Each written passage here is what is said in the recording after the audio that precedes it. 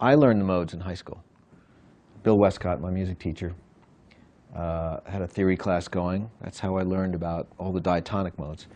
And he was impressed upon me that I might want to develop my own opinion about each one of the modes.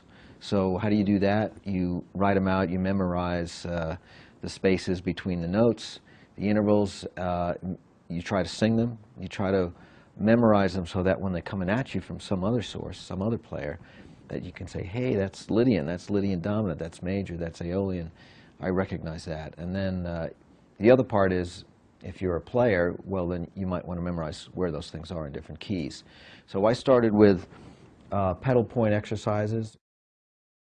I'd get a pedal point, in this case E, and I'd just start to play different modes. After a while, after I memorized where they were, I started to concentrate more on how they blended, which ones sounded good going one to the other, which ones didn't sound good, which ones had common tones. For instance, like major and Lydian, very little difference. So is there a source there for some interesting music? Is it more dramatic if it goes from major to minor? And that's one of those questions that gets answered pretty quickly. So I would just start like this. So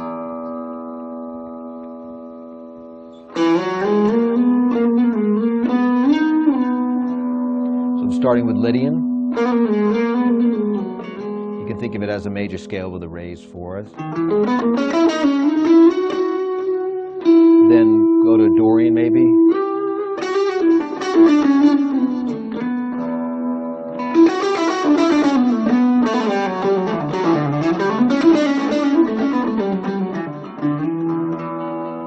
Maybe Mixolydian, major scale with a flat 7.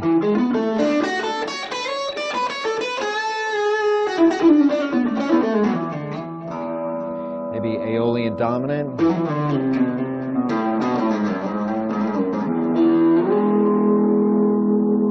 So like a minor scale with a major third, you can think of it that way. Lots of different ways to do it. Might go regular minor.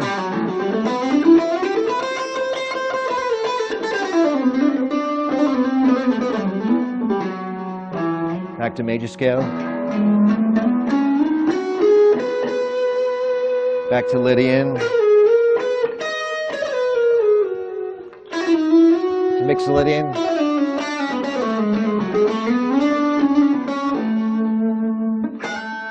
To Lydian.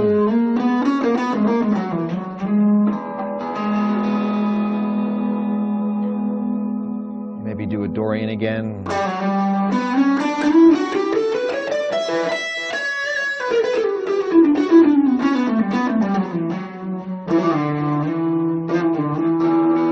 Do a little Phrygian dominant.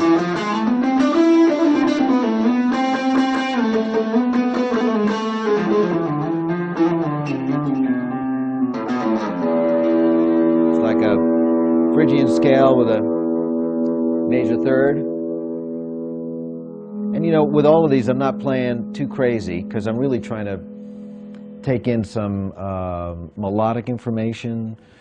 There is a kind of a harmonic bank that you kind of build up. You know, you're playing a couple of notes in a Phrygian dominant scale. There's a tension there, you know, because I'm ending on a minor 6, so there's waiting for some sort of resolution to happen. And so I'm almost thinking chordally in a little bit of a way, you know. And that's probably where a lot of the work goes in with modes, besides just learning them in 2 and 3 octaves in every key. Eventually you'd want to think, well, what's a Lydian progression? What's a Phrygian dominant progression? So you have to look at the scale. You've got to see what kind of triads get built off of each note in that scale, and then what kind of 2s and 4s and 6s and 7s are available to those chords as well. And eventually you can start to relate to the modes not only as just scales, but as keys, and then eventually they almost become emotional themes, really, because that's, you know, after you get past the musical part, it's more like the emotional impact that the audience receives. They're not thinking intervals, you know, they're feeling the music. There is a kind of psychology of music, let's say, that gets exercised here. Major scale is going to present a brighter, happier sound, right? So you would use that not to project sadness in general, let's say, right? And you would use a minor scale to do just the opposite of that. That's sort of like the conventional wisdom.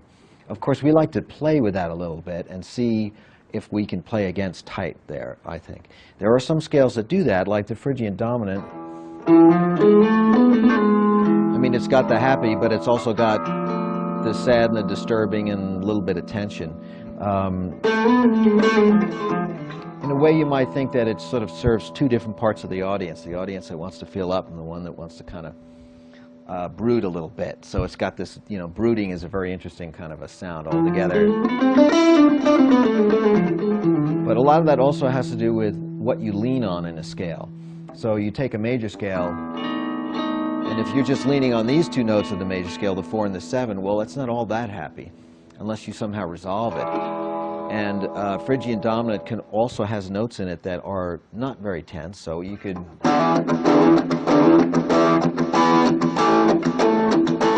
not particularly tense there, because I'm not using those notes that bring out that tension that are part of the Phrygian dominant scale.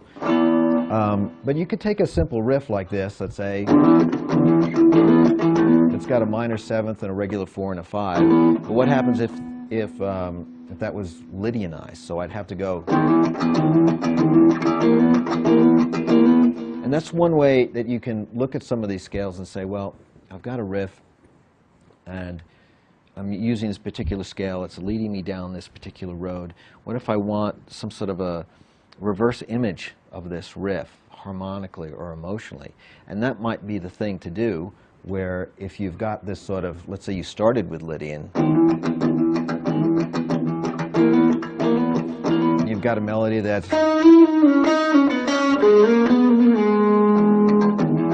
you know, major with that little something added in there, that sharp chord. But if you suddenly go, and the melody goes,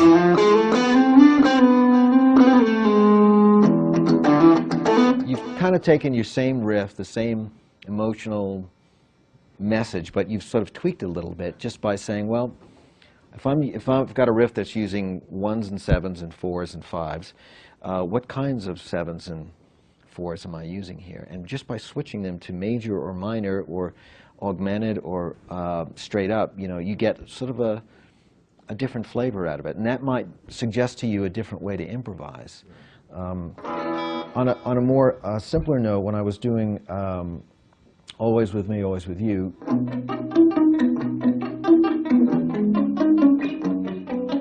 we have that simple progression, 1-4-5 progression. But after doing the melody, I switch it suddenly to minor, and it becomes.